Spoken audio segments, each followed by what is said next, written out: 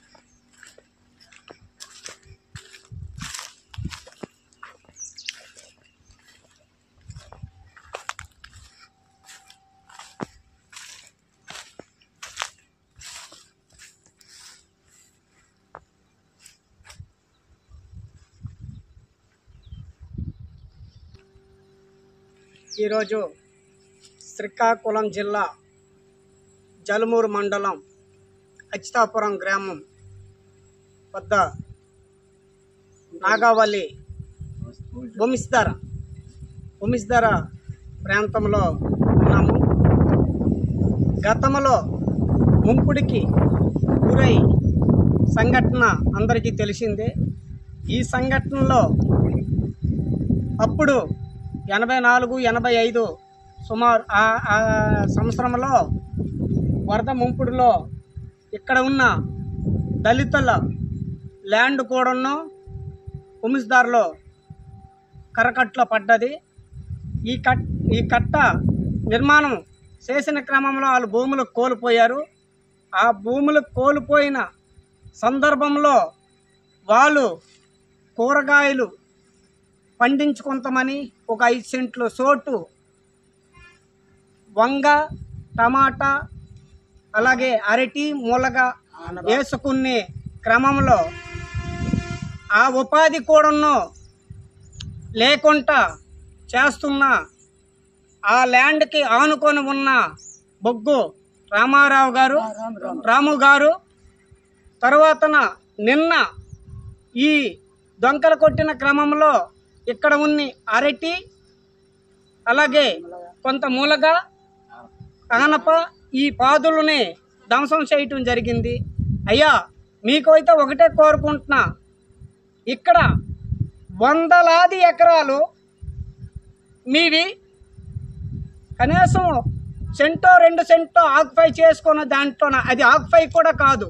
అప్పుడు ల్యాండ్ ఇచ్చి ల్యాండ్లో గట్టు నిర్మాణించిన దాంట్లో ఒక పక్కన వాళ్ళు కూరగాయలు పండించుకున్న క్రమంలో అది కూడా మీరు లాక్కోవాలని దౌర్జన్యం చేసి ఆయన తోటను ధ్వంసం చేసినందువలన నేను ప్రభుత్వానికి కానీ అధికారులకు కానీ ఒకటే విన్నపించుకుంటున్నా, అయ్యా ఈ దౌర్జన్యాన్ని పాల్పడినంటి అస్సాముపై వెంటనే దర్యాప్తు చేసి ఎస్సీ ఎస్టీ అట్రాసిటీ కేసు నమోదు చేయాలని. మీవి వందలాది ఎకరాలు, మీ పొలాలంట దీంట్లంట మేము పని చేసుకొని వెట్టి చాకిరీ చెయ్యాలి.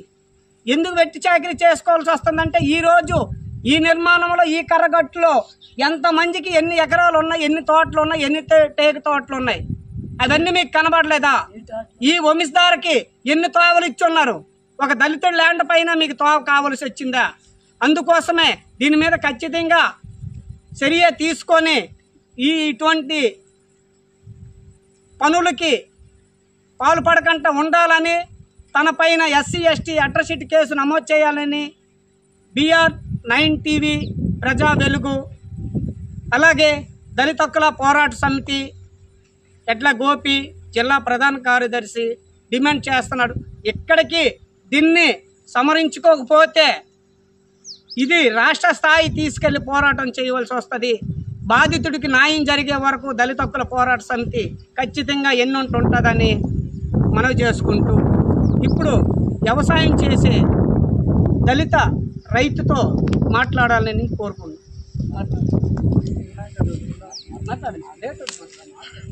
మాకు భూమి 3 సెంట్లే ఉంది, కనుక 5 సెంట్లే ఉంది. 5 సెంట్లో వంగ ఏదో వేసుకుంటాము, దాని మధ్యలో వెళ్ళి తావు కావాలని మొత్తం తీసేసినారు మొత్తం. అదే కాకుండా ఈ భూములన్నీ ఒక్కొక్కడికి 5 ఎకరాలు 6 ఎకరాలకి గవర్నమెంట్ ల్యాండ్ ఇది ఉంచుతారా ఆనకట్టు. దీన్ని ఎలాగైనా సరే దళితులకి ఒప్పచెప్పవలసిందిగా. 30 మందికి లీజు పట్టించినారు. వచ్చి గట్టుకొచ్చింది అది ఆ భూమి మీద. అప్పుడు మీకు నష్టపరిహారం ఇచ్చారా? కలెక్టర్ గారి దగ్గరికి వెళ్తామంటే ఏటు వద్దు, గ్రామస్తులు పెద్దవాళ్ళు ఏంటన్నారంటే గవర్నమెంట్ దగ్గరికి వెళ్తే అవదు, గవర్నమెంటే అన్నారు. ఇలాగా ఏటు కొట్టుగా అన్నారు. మేము అలాగా ఇలాగ ఈ గట్టు పక్కన ఎడల్లా ఇదంతా ఏటు కలిసిపోయింది. ఊరి కాస్టలు కూడా లేవు, చచ్చిపోయిన పోతు కూడా మాకు దిక్కులేదు.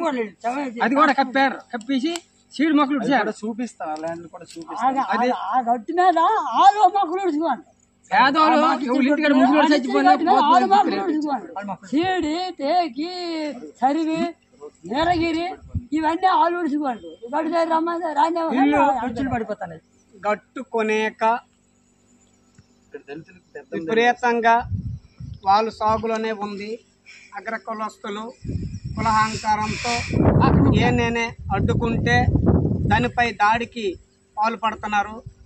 ఈ దాడిని ఖచ్చితంగా ఖండించాలని, దీనిపై చట్టబద్ధమైన చర్యలు తీసుకోవాలి.